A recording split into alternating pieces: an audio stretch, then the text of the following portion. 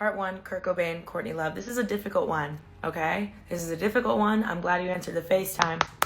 Hey, girl. And you know, before I start, I have to do it. Don't look at me like that. Kurt Cobain is a Pisces sun.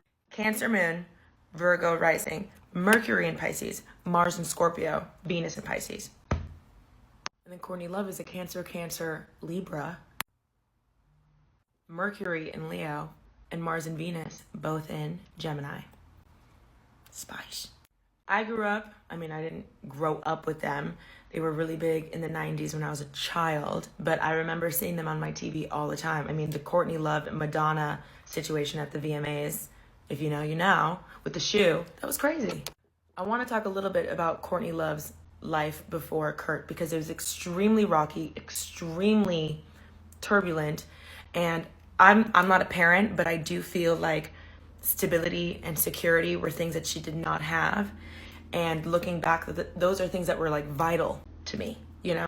Courtney's mom divorced and remarried many, many times. Off the top of my head, I know that she divorced Courtney's dad pretty soon after Courtney was born, because she found out that allegedly Courtney's father was giving baby Courtney LSD. I'm scared to say it on TikTok, you know what I'm talking about? She was always bouncing around. There's one story that really sticks with me, kind of breaks my heart. Courtney was like 13 and her mom married some guy. Apparently she loved this stepfather, okay? But she married a guy and they were like, we're gonna go away to New Zealand and have a farm with Courtney's little brother and little sister. And they left Courtney to live with her therapist on her couch and was like, you're gonna stay here. And then the therapist was like, this child is incredibly rock and roll, very troubled child, immediately, you know, and they sent Courtney over to New Zealand. But I just can't imagine feeling that, you know what I mean? Like, I'm not welcome into this new side of the family. She went to live in Ireland for a while with her dad. And why am I so coarse? Mike Wazowski. She went to go live with her dad in Ireland. Liverpool's not Ireland. But that's really where she started being exposed to like punk rock. You know what I'm talking about? By the time she was like 14, she was in a corrections facility. Like, she started dancing at like 15, 16 around like downtown Portland. She got a job dancing in Japan, but her like visa expired. She was deported. Apparently after being in the UK for a while, she came back with a fake accent, and like her boyfriend at the time would be like, Courtney Love, like love, darling. And that's how she started using Courtney Love. You know what I'm talking about? You know what I'm talking about? I said that so many times this video. You know what I'm talking about? Part 2, Kurt Cobain, Courtney Love. So we're talking about Courtney Love, right? I remember her as chaos. Now that we know a little bit about her past, I can understand how she feels at home with chaos. And when I think of Courtney Love, I think of Gia, Angelina Jolie's Gia, a lot. Very in your face, confrontational. I don't want to use the word aggressive. I feel like the word aggressive is ugly. I want to use the words extremely confident. Yeah. Honestly, a lot of people talk about being rock and roll. But when I read about her life, I'm like, this bitch is really rock and roll. This is Courtney with her dad, Hank. Now, when we talk about young Kurt, complete opposite. Everybody, oh my God, it just like kills me. Sweetest, the way that people talk about him is like the way that you talk about like an angel. Like, so shy, so sweet, obsessed with music. Always like tap in the drumsticks on something, stop signs, his dad's truck. Something that really broke my heart was I was watching this interview where he talks about how when his parents got divorced, he so believed in like romance and like the fairy tale that when they got divorced, it was like devastating to him. Devastating. I don't know if this is true because they interviewed a bunch. I was watching this interview. They interviewed a bunch of his neighbors, and one of his neighbors said that he was always in the corner, like watching the kids play. And for a long time, they didn't even know that Kurt Cobain wanted to play music because he was so shy. Listen to this quote. The name Nirvana, because they went through a bunch of names. I think one was like Chewed Pencap, which is a sick name. I mean, I can taste it. I was a pencap biter, obviously. Look at me. Duh. Okay, so listen to this. The name Nirvana was chosen by Kurt because he wanted a name that sounded beautiful, nice, and pretty. Isn't that cute? Honestly, if you look up photos of Kurt, he's like painting. He has like a little drum set. Cute. And I think about the way that we talk about Courtney Love, and it's like complete polar opposites. But a part of me is like, yo, Kurt was still rock and roll. I think he was attracted to someone that was unafraid. She seems so fearless. I'm a big Kurt girl. Look at him, so cute. But Courtney Love, I mean, obviously Kurt Cobain is an icon. But Courtney Love, you're gonna tell me you hear this song and you don't wanna like that. Do you like that? Like that. Oh, make me over. Oh my God. Oh, so good. I want to talk when they met, okay? When they met, Kurt had a whole girlfriend who also sounds extremely rock and roll and very badass. She was a folk singer.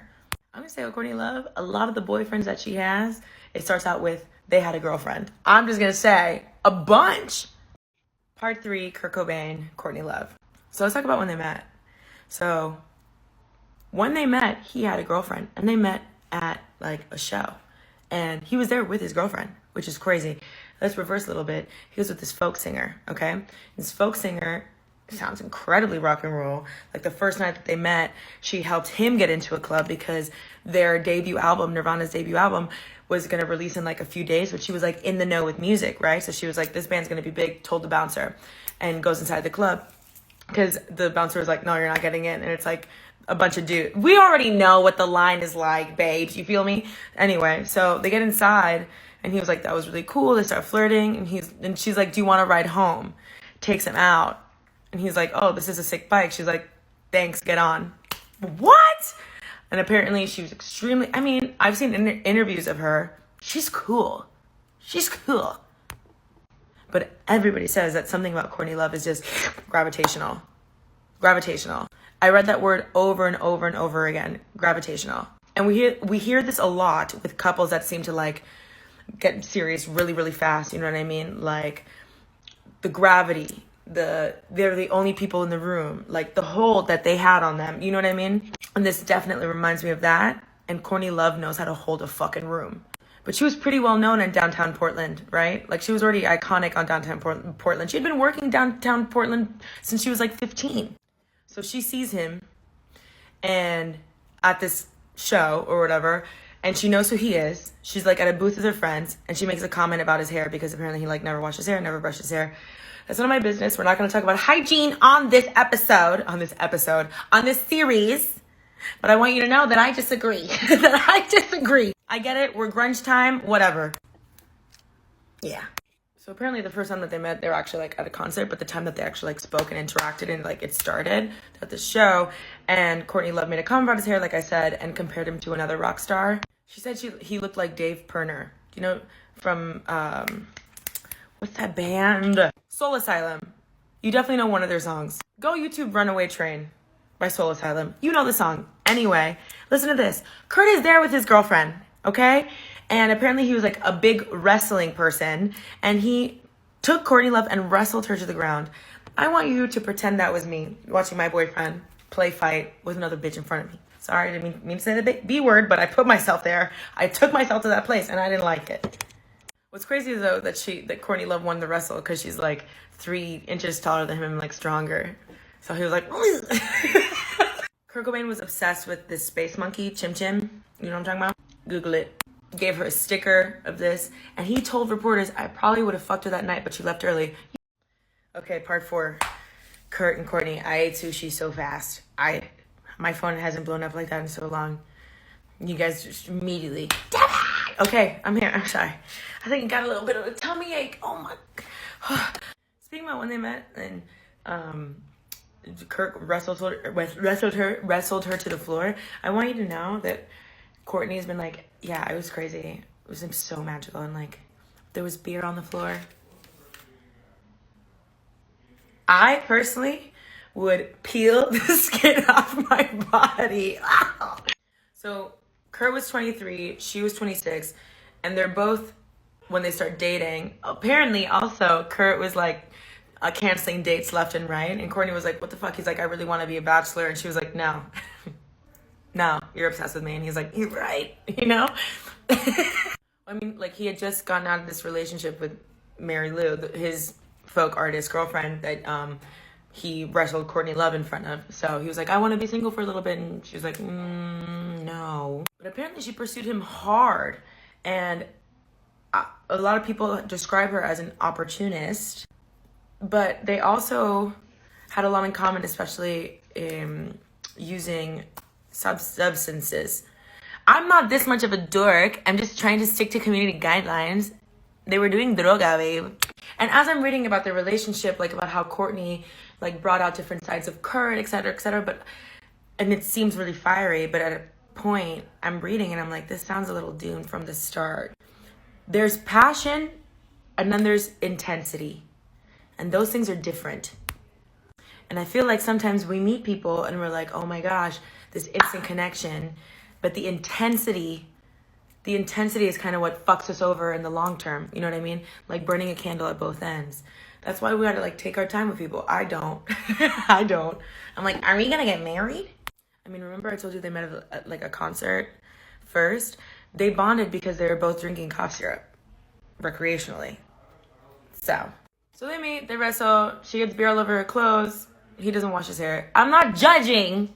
I'm just stating facts. Apparently he only watched it like once a week, whatever. Anyway, so he calls her up at 3 a.m. He's like, oh, hey, just wanted to call and ask you, like, where'd you get your cough syrup from that time? And she was like, what? And really it was just like an excuse to talk to her. And they spoke on the phone for like an hour. And he was so shy that people were like, he never got on the phone. And if he talked on the phone, it was for like a second. But he would talk to Courtney for hours. But he hadn't told Courtney that he was single. So after they talked a few times, saw each other a couple of times, she tells Dave Grohl from Foo Fighters, dope ass band, that she has a crush on Kurt. Part 5, Courtney Love, Kurt Cobain. So Courtney tells Dave Grohl, I have a crush on Kurt. I have a crush on Kurt. And he's like, well, you know, he's single. And she's like, what? And this is where heart-shaped box comes in. Okay, iconic. Da Vinci had the ear, okay? And Courtney Love had her heart-shaped box. So Courtney sent Kurt a heart-shaped box filled with a tiny porcelain doll, 3 dried roses, a miniature teacup, and shellac-covered seashells. Before sending it, she rubbed her perfume all over it. And throughout the years, Kurt would like paint over the doll and give her like little faces and different outfits. I don't know why it's so cute to me. Apparently once he got this box, he was like, that's it. And they start dating immediately. And everyone is obsessed with them. When I tell you they were the grunge it couple, people were obsessed over them. Especially like together, so many feelings. And if there's one thing that we love is feelings. And they were talking about their feelings all the time. You know, like today on the radio show that I do on Tuesdays and Thursdays, I talked about like Dua Lipa, right? And other stars that are extremely talented, but like we feel like we don't know them. So with like Christina Aguilera and Britney Spears, they didn't have to tell us, you know, they didn't have to expose so much. Like Toxic, for example, we don't know who Toxic is about, you know, or like Womanizer, for example, even fine. But Ariana Grande, we feel close to her. She has a song named Pete Davidson, you know? Like when these talented and like genius people give us a bit of their personal lives, we really eat it up, and they were giving it all the time. They were giving us so much. And during this time, Kurt Cobain did not expect to become such, I mean, who does really expect to be such like a mega huge star? And it hit him, the depression about it hit him really hard because he felt like he was like a sellout because the music that he was making was for people. You know, not to be part of this like mega capitalist marketing machine, which is exactly what he was singing against, you know? And Courtney Love was like somebody that made him feel alive. And Courtney Love would tell people, he makes me feel safe and like I have purpose, which is never good. You know? No one should give you purpose, okay? And she's so talented. I know that she has a history of maybe not being the kindest and the nicest, but you can't deny that she's talented. When she first started singing, people were like, she's horrible. Kind of like Kings of Leon, how they were like, oh, they can't play an instrument, and they learned. She's kind of like that. Like, she learned how to sing, and she's like, I already have the behavior. I already have the attitude, the rock star attitude. All I need now is like, you know what I mean? Part 6, I think. Part 6, Kurt and Courtney. And Tefi, am I gonna have to wait months for the next one? Sassy and spicy and shady. And I hope not, but I'm really fighting a tummy ache right now. I just want to say, like, I was thinking about it, how when I talk about these couples, a lot of the times it ends up in a breakup, you know, like Pam and Tommy, et cetera, and how I say things like they were really like kids in love. But the problem is that they're not kids. And I keep thinking about that. Like, we all want that, like, teenage dream. Shout out Katy Perry to making one of the best songs of all time. We want that teenage dream, but we still need to pay our taxes. You feel me? You know what I mean? Like, we can act like kids, but you know we're not kids, right? I was talking about the series with some people, and they were like, yeah, they gave me major twin flame vibes. And I just want to say that those, and I'm like, I can see why you would think that, but I don't think, there's a lot of discourse on TikTok too about using the words twin flames. And I just want you to know that I don't think, as we dive into this, that Courtney Love acted like someone who would be Kurt's twin flame. There's a lot of fucked up shit. And I'm not saying that this is the same person anymore. This is a long time ago. And I've never met this woman in my life. You know, disclaimer. There's a lot of shit that I read about that I was like, this is shady. This is shady. So we can idolize people, but to say the words twin flames about something that ends so terribly, I don't think is right. Like, you don't see a lot of conspiracy theories about twin flames, you know? But we do see a lot of conspiracy theories about toxicity. And that's really it. If you're in a toxic situation, don't look at your friends and be like, well, but we're twin flames.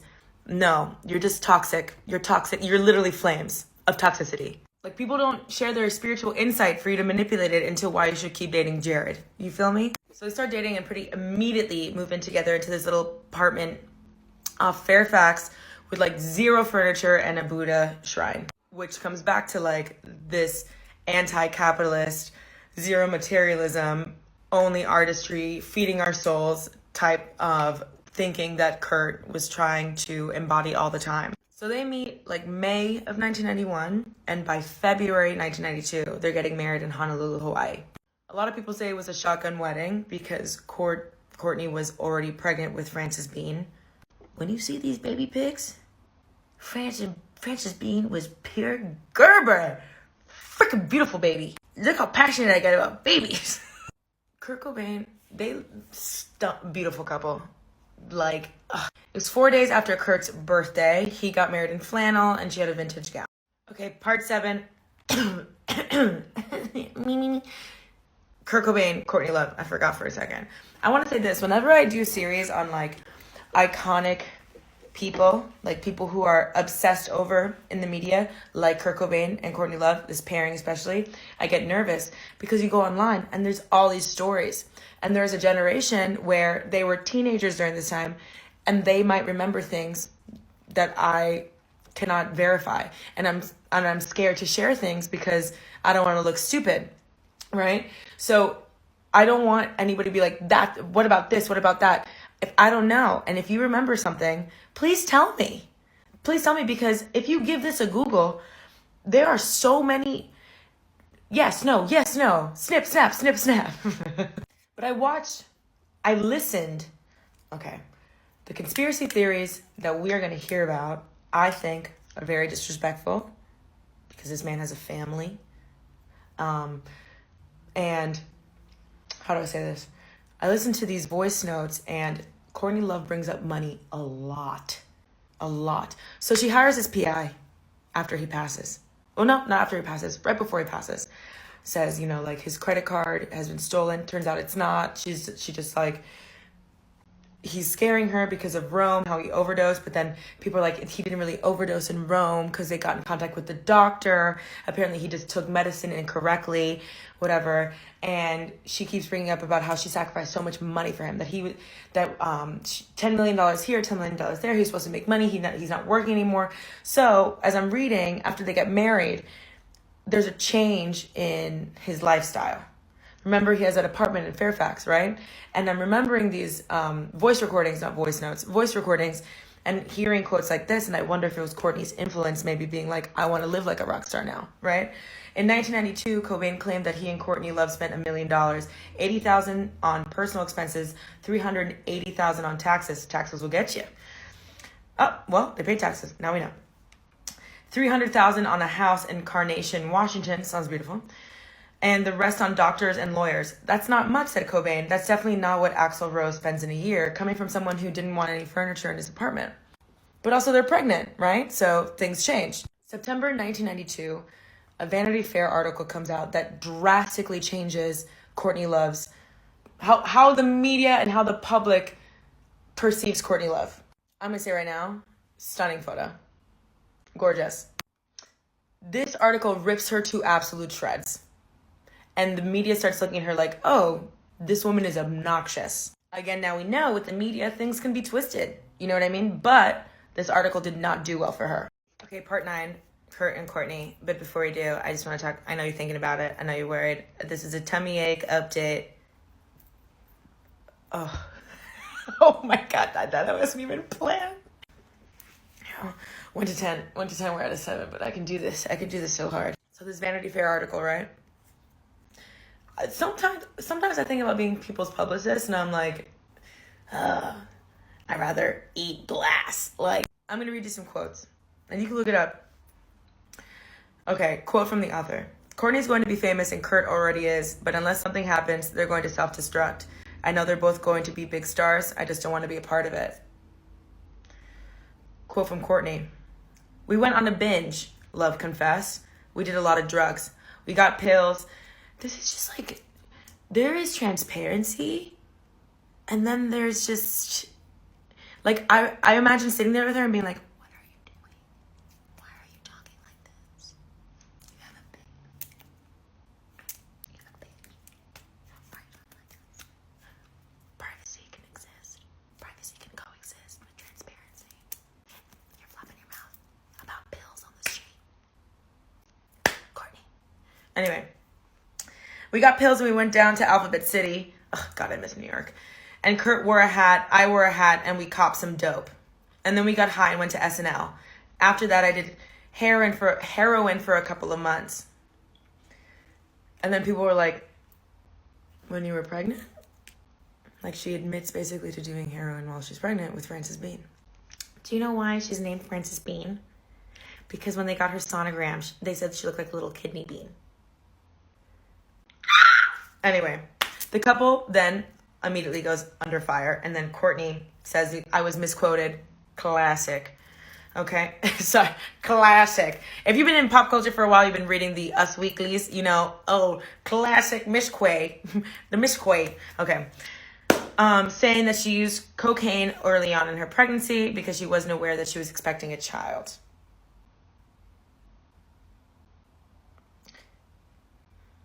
Okay. Kurt also came out in defense of his wife and was like, oh no, total misquote, taken out of context completely. And then while she's pregnant, apparently Kurt had said, you know, I'm going to focus on fatherhood and leave music behind, but quickly realized if I leave music behind, I won't be able to use.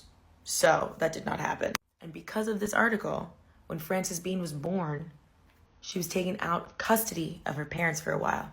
They had to be tested regularly for a while before regaining custody of Frances Bean. Have you guys seen montage of Heck? Okay, now this is actually part 9. That was part 8. But me and numbers, we're not French. No, 1, 2, 3, that's all I know. So there's a film montage of Heck about Courtney and Court, right? And you start to see how